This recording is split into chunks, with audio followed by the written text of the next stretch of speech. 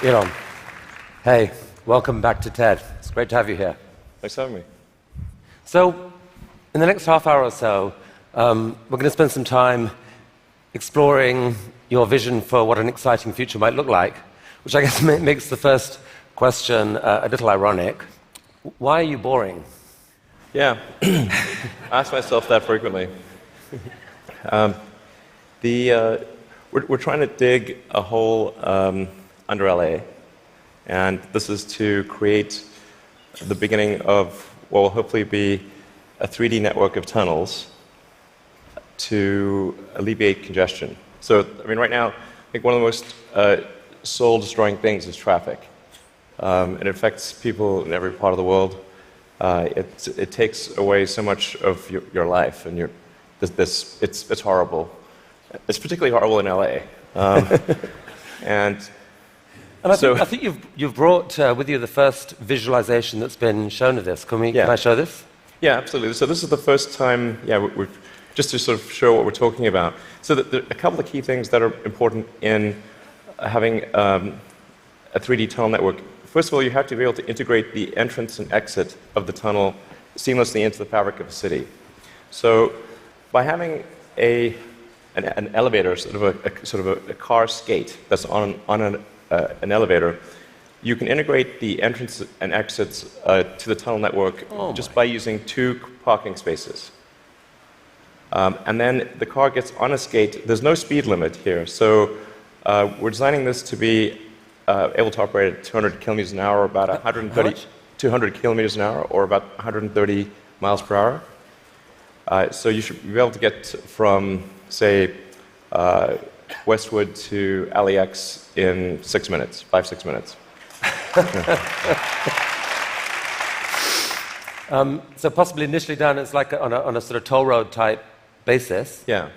Which I guess alleviates some traffic from the surface streets as well. So I think, I don't know if people noticed it in the video, but there's no real limit to how many levels of tunnel you can have. So you can go much further deep than you can go up. The deepest mines are much deeper than the tallest buildings are tall. So you can alleviate any arbitrary level of urban congestion with the 3D tunnel network. This is a very important point. So a key rebuttal to the tunnels is that if you add one layer of tunnels, then that will simply alleviate congestion. It'll get used up, and then you'll be back where you started, back with congestion. But you can go to any arbitrary number of tunnels, any number of levels. But people assume traditionally it's incredibly expensive to dig, and that would block this idea. Yeah.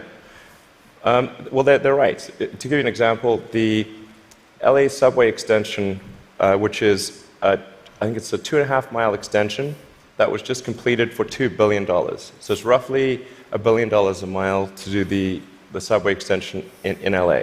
And this is not the highest utility subway in the world.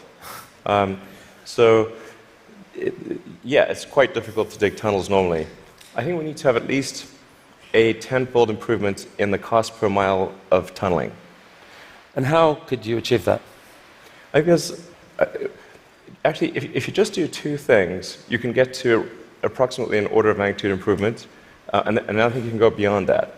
So the first thing to do is to cut the tunnel diameter by a factor of 2 or more. So a single road lane tunnel would, according to regulations, has to be 26 feet, maybe 28 feet in diameter to allow for crashes and emergency vehicles and sufficient ventilation for combustion engine cars. But if you shrink that diameter to what we're attempting, which is 12 feet, which is plenty to get an electric skate through, you drop the diameter by a factor of 2 and the cross-sectional area by a factor of 4. So, and the tunneling cost scales with the cross-sectional area. So that's roughly a half order of magnitude improvement right there. Then tunneling machines currently tunnel for half the time, then they stop, and then the rest of the time is putting in reinforcements for the tunnel wall. So if you design the machine instead to do continuous tunneling and reinforcing, that'll give you a factor of 2 improvement. Combine that and it's a factor of 8. Also, these machines are far from being at their power or thermal limit. So you can jack up the power to the machine substantially. I think you can get at least a factor of 2, maybe a factor of 4 or 5 improvements on top of that. So I think there's a fairly straightforward series of steps to get somewhere in excess of an order of magnitude improvement in the cost per mile. Our target actually is we've got a pet snail called Gary. This is from Gary the snail from South Park. I mean, sorry, SpongeBob SquarePants.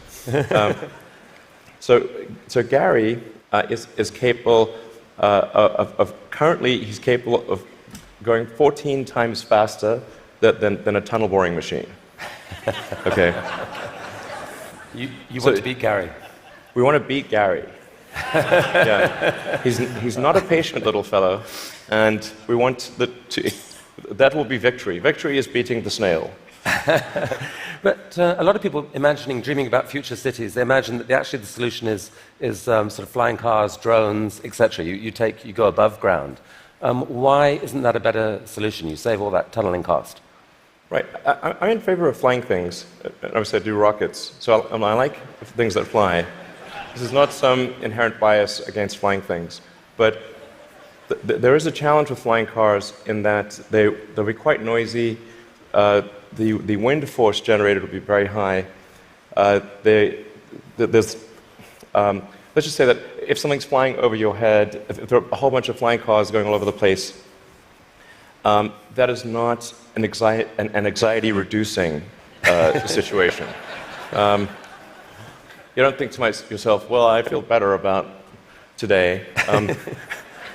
You're thinking, like, did they service their hubcap? Or is it going to come off and guillotine me as they're flying past?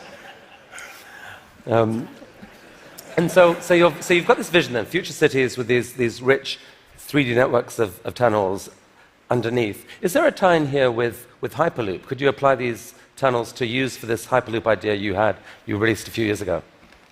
Yeah, so we've been sort of puttering around with the Hyperloop stuff for a while. We built a Hyperloop test track adjacent to SpaceX just for a student competition to encourage innovative ideas in transport.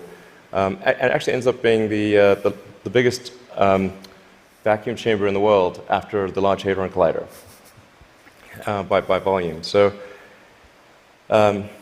was sort of quite fun to do that, but it was kind of a hobby thing.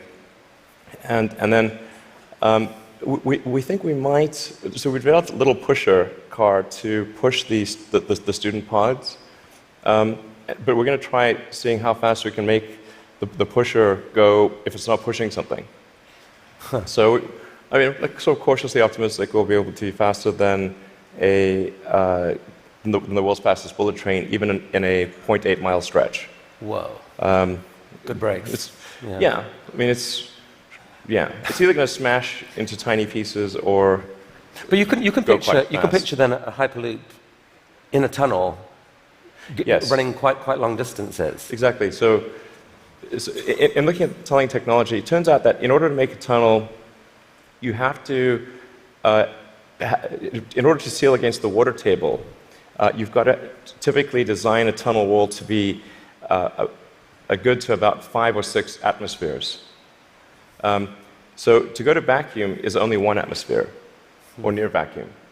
So actually, it sort of turns out that automatically, if you build a tunnel that is good enough to resist the water table, it is automatically capable of holding vacuum. Huh. So, yeah. And so you can actually picture this, like what kind of length tunnel is in Elon's future to running Hyperloop?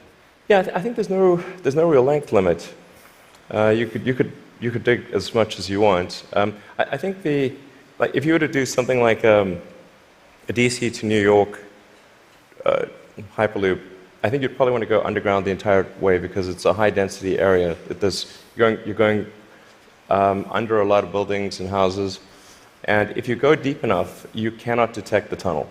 Sometimes people think, well, it's going to be pretty annoying to have a tunnel dug under my house. Like, if that tunnel is dug more than about 3 or 4 tunnel diameters beneath your house, you will not be able to detect it being dug at all.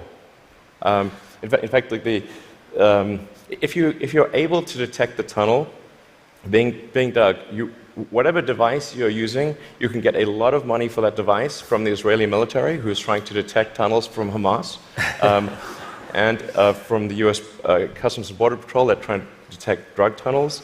So the reality is that Earth is incredibly good at absorbing vibrations, and once the tunnel depth is below a certain level, it is undetectable. Maybe if you have a very sensitive seismic instrument, you might be able to detect it. So you've started a new company to do this called The Boring Company. Very nice, very funny. But what's funny about that? How much of your time is this?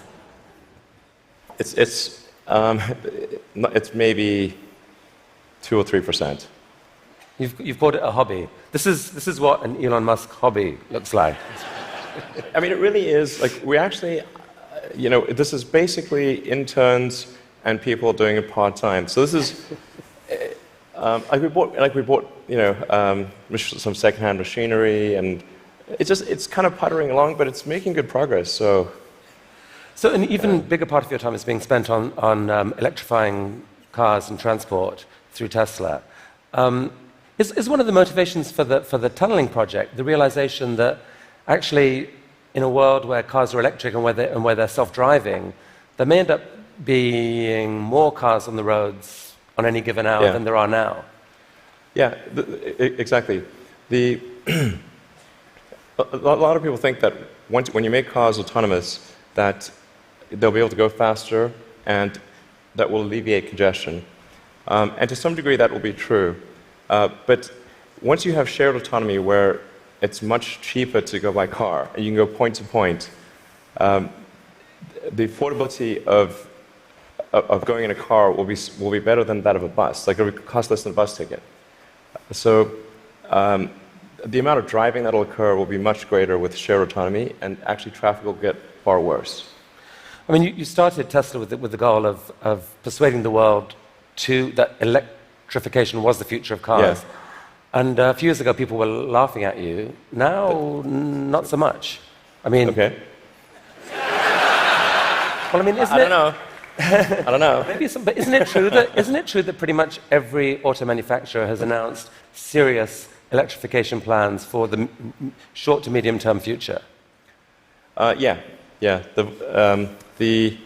I think almost every automaker has some electric vehicle program. They vary in seriousness. Some are very serious about transitioning entirely to electric, and some are just dabbling in it. And some, amazingly, are still pursuing fuel cells, but I think that won't last much longer. But isn't there a sense, though, Elon, where you could now just declare victory and say, we did it, let the world electrify, and you go on and focus on other stuff? Yeah. I intend to stay with Tesla as far into the future as I can imagine. And there are a lot of exciting things that we have coming. We've got, obviously, the Model 3 that's coming soon. We'll be unveiling the Tesla semi-truck. And okay, well, we're going to come to this. So Model 3. So it's supposed to be coming in July-ish. Yeah, it's looking quite good for starting production in July. Yeah. Wow. One of the things that people are so excited about is the fact that it's got autopilot. And you put out this video a while back showing what that technology looked like, or would look like. Yeah. There's obviously autopilot in Model S right now. Yeah. What are we seeing here? Yeah, so this is using only cameras and a GPS. So there's no LiDAR or radar being used here. This is just using passive optical, which is essentially what a person uses. The whole road system is meant to be navigated with passive optical or cameras. And so once you solve cameras or vision, then autonomy is solved. If you don't solve vision, it's not solved. So that's why our focus is so heavily on having a vision neural net that's very effective for road conditions. Right. Many other people are going the LiDAR route. You want cameras plus radar is most of it. You can absolutely be superhuman with just cameras. Like, you could probably do 10 times better than humans with just cameras. So the new cars being sold right now have eight cameras in them. That they can't yet do what that showed. When will they be able to? I think we're still on track for being able to go cross-country from LA to New York by the end of the year, fully autonomous. Okay, so a car, by the end of the year, you're saying someone's going to sit in a Tesla without touching the steering wheel, tap in New York, off it goes, won't have to ever touch the wheel by the end of 2017. Yeah, essentially November or December of this year, we should be able to go from, all the way from a parking lot in California to a parking lot in New York, no controls touched at any point during the entire journey. Amazing. But part of that is possible because you've already got a fleet of Teslas driving all these roads. You're accumulating a huge amount of data of that national road system. Yes. The thing that will be interesting is that I'm actually fairly confident it will be able to do that route even if you change the route dynamically. So like it's fairly easy. If you say I'm going to be really good at one specific route, that's one thing. But it should be able to go really be very good. Certainly, once you enter a highway, to go anywhere on the highway system in a given country. So it's not sort of limited to LA, New York. We could change it and make it Seattle, Florida, that day, or in real time. So you were going from LA to New York, now go from LA to Toronto. So leaving aside regulation for a second, in terms of the technology alone, the time when someone will be able to buy one of your cars and literally just take their hands off the wheel and go to sleep and wake up and find that they've arrived, how far away is that to do that safely? I think that's about 2 years. So the real trick of it is not, how do you make it work, say 99.9% of the time? Because if a car crashes, say 1 in 1,000 times, then you're probably still not going to be comfortable falling asleep. That's, you shouldn't be, certainly. But by the same time, it's never going to be perfect. No system is going to be perfect.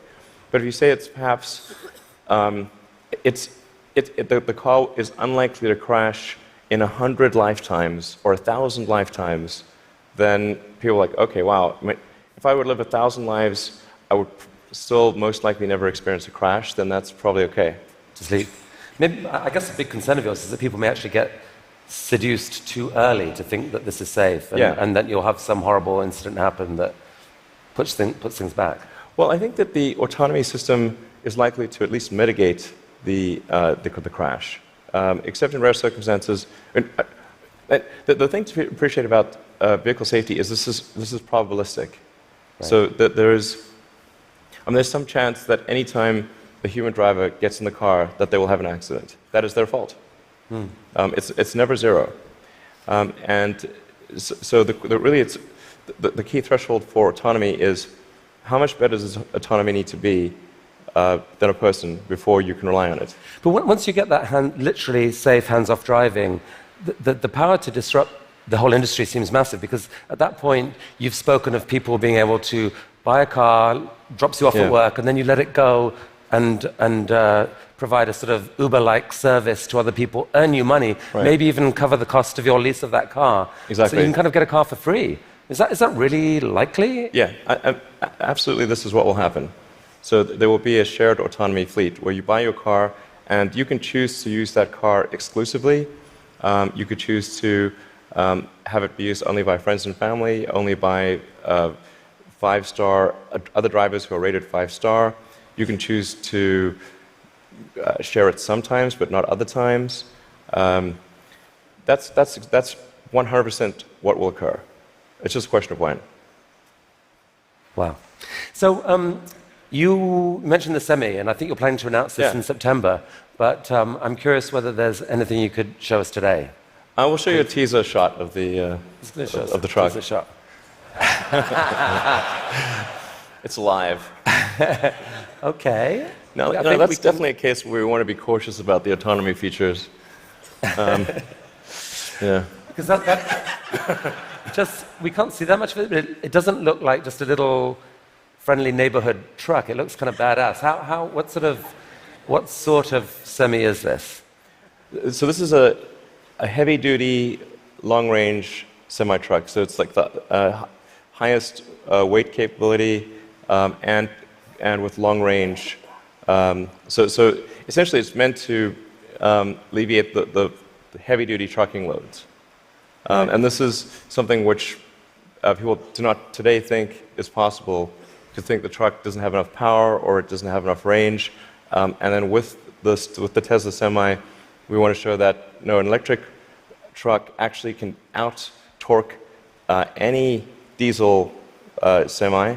And if you had a tug-of-war competition, like the Tesla Semi will tug the diesel Semi uphill. Okay. That's pretty cool. And short term, these aren't driverless. These are going to be trucks that truck drivers want to drive. Yes. No, so what will be really fun about this is you have a flat torque RPM curve with an electric motor, whereas with a diesel motor or any kind of internal combustion engine car, you've got a torque RPM curve that looks like a hill. So this will be a very spry truck. You could drive this around like a sports car. There's no gears. It's like single speed. So there's a great movie to be made here somewhere. I don't know what it is, and I don't know that it ends well, but it's a great movie. It's quite bizarre test driving when I was driving the test prototype for this truck. It's really weird because you're driving around and you're so nimble, and you're in this giant truck. Wait, you've already driven a prototype that... I drove it around the parking lot. I was like, this is crazy. Wow. This is not vaporware. This is like wow. Driving this giant truck and sort of making these mad maneuvers. This is cool. Okay, from a really badass picture to a kind of less badass picture. This is just a cute house from Desperate Housewives or something. What on earth is going on here? Well, this illustrates the picture of the future that I think is how things will evolve. You've got an electric car in the driveway. If you look in between the electric car and the house, there are actually 3 power walls stacked up against the side of the house. And then that house roof is a solar roof. So that's an actual solar glass roof. Okay, so that's a picture of a real. Admittedly, it's a real fake house. That's a real fake house. So these roof tiles, some of them have in them basically solar power, the ability to.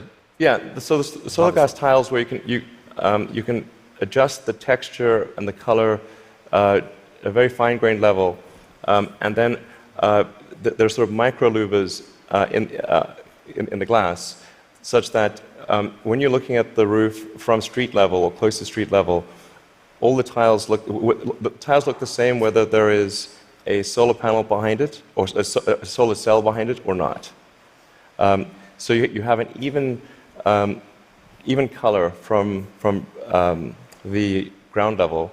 If you were to look at it from a helicopter, you would be actually able to look through and see that some of the glass tiles have a solar cell behind them and some do not. Right. You put them in the ones that are likely to see a lot of sun. Yes. And that makes these roofs super affordable, right? They're not that much more expensive than just tiling the roof. Yeah. We're very confident that the cost of the roof plus the cost of electricity, that a solar glass roof will be less than the cost of a normal roof plus the cost of electricity. So in other words, this will be economically a no-brainer. We think it will look great, and it will last. I mean, we thought about like having the warranty be infinity, but then people thought, well, that might sound like we were just talking rubbish. But actually, this is toughened glass. Like well after the house has collapsed, and there's nothing there, the roof the glass tiles will still be there. Okay, so I think you're rolling. This is cool. So you're rolling this out in a couple weeks' time, I think, with four different roofing types. Yeah, we're starting off with two initially, and then the second 2 will be introduced early next year. And what's the scale of ambition here? How many houses do you believe could end up having this type of roofing? I mean, I think eventually almost all houses will have a solar roof. Now the thing is to consider the time scale here to be probably on the order of 40 or 50 years. So on average, a roof is replaced every 20 to 25 years. So, but you don't start replacing all roofs immediately. But eventually, if you say we were to fast forward to, say, 15 years from now, it will be unusual to have a roof that does not have solar. Is there a mental model thing that people don't get here that there's been, because of the shift in the sort of cost economics of solar power, that like most houses actually have enough sunlight on their roof pretty much to power all of their needs. If you could capture the power, it could pretty much power all their needs, right? You could go off grid, kind of. Yeah, it depends on where you are and what the house size is relative to the roof area. But yeah, it's a fair statement to say that most houses in the US have enough roof area to power all the needs of the house. Okay, so the key to the economics of the cars, the these houses, is the falling price of lithium-ion batteries, which you've made a huge bet on as Tesla. In many ways, that's almost the core competency. And you've decided that to really own that competency, you just have to build the world's largest manufacturing plant and kind of double the world's supply of lithium-ion batteries. Yeah. With this guy. What is this? Yeah, so that's the Gigafactory. The progress so far in the Gigafactory. Eventually, you can sort of roughly see that there's sort of a diamond shape overall, and when it's fully done, it'll look like a giant diamond, or that's the idea behind it. And it's aligned on true north. There's a small detail there. And capable of producing eventually 100 gigawatt hours of batteries a year? 100 gigawatt hours. We think probably more, but yeah. And they're actually being produced right now already here, right? Yeah, we're in production already. You guys put out this video. Yeah. I mean, does that speed it up, or? That's the slowed down version. So how fast does it actually go? Well, when it's running at full speed, you can't actually see the cells without a strobe light. It's just blur. And one of your core ideas, Elon, about what makes an exciting future is a future where we no longer feel guilty about energy. Help us picture this. I mean, how many gigafactories, if you like, does it take to get us there? It's about 100, roughly. It's not 10, it's not 1,000, most likely 100. See, I kind of find this amazing. Like, you can actually picture, if that's right, you can picture what it would take to move the world off this vast fossil fuel thing. It's like you're building one, costs $5 billion, maybe the next one, or whatever, $5 to $10 billion. Yeah. Like, it's kind of cool that you can picture that project. And you're planning to do a Tesla, or at least announce another two this year. I think we'll announce locations for somewhere between 2 and 4 gigafactories later this year. Yeah, probably 4. Whoa. Yeah. Okay. I can't tease. No more teasing from you for here. Like, where? Continent? You can say no. We need to address a global market. Yeah. Okay. This is cool. I think we should talk for global market. So I have to ask you one question. I'm going to ask you one question about politics. Only one. I'm kind of sick of politics, but I do need to ask you this. You're on a body now giving advice to a guy who has said he doesn't really believe in climate change. And there's a lot of people out there who kind of think you shouldn't be doing that. They'd like you to walk away from that. What would you say to them? Well, I think that first of all, I'm just on 2 advisory councils where the format consists of going around the room and asking people's opinion on things. And so there's like a meeting every month or 2. that's the sum total of my contribution. But I think to the degree that there are people in the room who are arguing in favor of doing something about climate change, or other certain social issues. I've used the meetings I've had thus far to argue in favor of immigration and in favor of climate change. And if I hadn't done that, that wasn't on the agenda before. So maybe nothing will happen, but at least the words were said. Okay. So let's talk SpaceX and Mars. Last time you were here, you spoke about this, what seemed like a kind of incredibly ambitious dream to develop rockets that are actually reusable. And you've only gone and done it. Yeah. I mean, talk us through this. What are we looking at here? Yeah, so this is one of our rocket boosters coming back from very high and fast in space. So it just delivered the upper stage at high velocity. I think this may have been sort of a Mach 7 or so delivery of the upper stage. Yeah. So that was a sped up. That's the slowed down version. Yeah. That was the sped up version. But I mean, that's amazing. And several of these failed before you finally figured out how to get to do it. But now you've landed. You've done this 5 or 6 times. I think we're on 8 or 9 or something. Yeah. And for the first time, you've actually reflown one of the rockets that landed. So we landed the rocket booster, and then prepped it for flight again and flew it again. So it's the first reflight of an orbital booster where that reflight is relevant. So it's important to appreciate that reusability is only relevant if it is rapid and complete. Right. So like an aircraft or a car, the reusability is rapid and complete.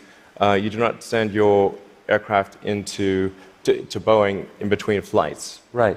So this is allowing you to dream of this really ambitious idea of sending many people to Mars in 10 or 20 years time, I guess. Yeah. In the next 20 years. And you've designed this outrageous rocket to do it. Help us understand the scale of this thing. Well, I think visually you can see that's person. Yeah, and that's the vehicle. So if that was a skyscraper, that's like a 40. Did I read that? 40 stories. Yeah, maybe a little more. Yeah. The thrust level of this is really this configuration is about 4 times the thrust of the Saturn V moon rocket. 4 times the thrust of the biggest rocket humanity ever created before. Yeah. I mean, as one does. Yeah. I mean, in units of 747, 747 is only about a quarter million pounds of thrust. So so there are for every 10 million pounds of thrust, there's 47. So this would be the thrust equivalent of 120 747s, with all engines blazing. And so even with a machine designed to escape Earth's gravity, I think you told me last this thing could actually take a fully loaded 747, people, cargo, everything, into orbit. Exactly. This can take a fully loaded 747 with maximum fuel, maximum passengers, maximum cargo on the 747. This can take it as cargo. So based on this, you presented recently this interplanetary transport system, which is visualized this way. And this is a scene you picture in 30 years' time, 20 years' time? People walking into this rocket. I mean, I'm hopeful it's sort of in the 8 to 10 year time frame. Aspirationally, that's our target. Our internal targets are more aggressive, but I think,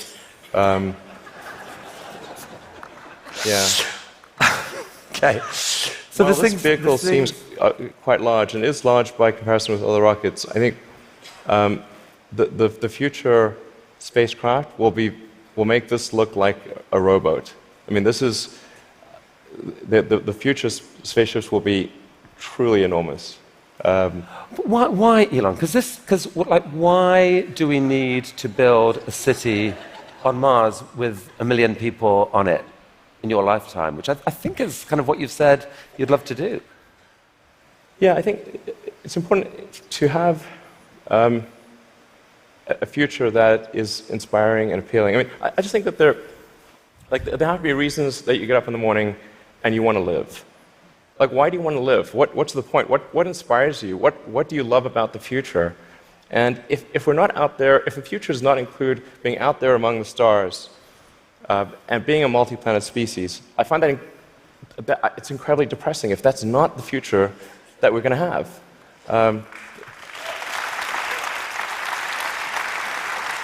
People want to position this as an either-or, that there are so many desperate things happening on the planet now, from climate to poverty to, you pick your issue. And this feels like a distraction. You shouldn't be thinking about this. You should be solving what's here and now. And to be fair, you've done a fair old bit to actually do that with your work on sustainable energy. But why not just do that? Well, I think I look at the future from a standpoint of the probabilities. It's like a branching stream of probabilities. And there are actions that we can take that affect those probabilities, or that accelerate one thing or slow down another thing, introduce something new to the probability stream. Sustainable energy will happen no matter what. If there was no Tesla, if Tesla never existed, it would have to happen out of necessity. It's tautological. If you don't have sustainable energy, it means you have unsustainable energy. Eventually, you'll run out, and the laws of economics will drive civilization towards sustainable energy inevitably. The fundamental value of a company like Tesla is the degree to which it accelerates the advent of sustainable energy faster than it would otherwise occur.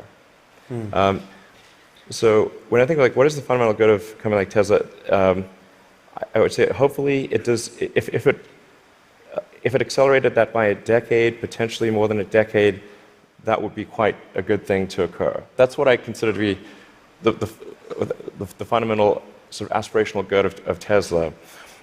Then there's becoming a multi-planet species and spacefaring civilization. This is not inevitable. It's very important to appreciate this is not inevitable. The sustainable energy future, I think, is largely inevitable, but being a spacefaring civilization is definitely not inevitable. If you look at the progress in space, in 1969 we were able to send somebody to the moon. 1969. Then we had the space shuttle. The space shuttle could only take people to low Earth orbit. Then the space shuttle retired, and the United States could take no one to orbit. So that's the trend. The trend is down to nothing. This is not. People are mistaken when they think that technology just automatically improves. It does not automatically improve. It only improves if a lot of people work very hard to make it better. And actually, it will, I think, by itself degrade, actually. You look at great civilizations like ancient Egypt, and they're able to make the pyramids, and they forgot how to do that. And the Romans, they built these incredible aqueducts. They forgot how to do it. It almost seems, listening to you and look at the different things you've done, that you've got this unique double motivation on everything that I find so interesting. Which is, one is this desire to work for humanity's long-term good. The other is this desire to do something exciting. And it's often, it feels like you feel like you need the one to drive the other. With Tesla, you want to have sustainable energy, so you make these super sexy, exciting cars to do it. Solar energy, we need to get there, so we need to make these beautiful roofs. We haven't even spoken about your newest thing, which we don't have time to do, but you want to save humanity from bad AI, and so you're going to create this really cool brain-machine interface to give us all infinite memory and telepathy and so forth. And on Mars, it feels like what you're saying is, yeah, we need to save humanity and have a backup plan, but also we need to inspire humanity, and this is a way to inspire. I think the the value of beauty and inspiration is very much underrated, no question. But I want to be clear. I'm not trying to be anyone's savior. That is not the. I'm just trying to think about the future and not be sad. Beautiful statement. I think everyone here would agree that it is not, none of this is going to happen inevitably. The fact that in your mind you dream this stuff, you dream stuff that no one else would dare dream, or no one else would be capable of dreaming at the level of complexity that you do. The fact that you do that, Elon Musk, is a really remarkable thing. Thank you for helping us all to dream a bit bigger. You'll tell me if it ever starts getting genuinely insane, right? Thank you. That was really, really fantastic. That was really fantastic. Thanks, guys. Thank you.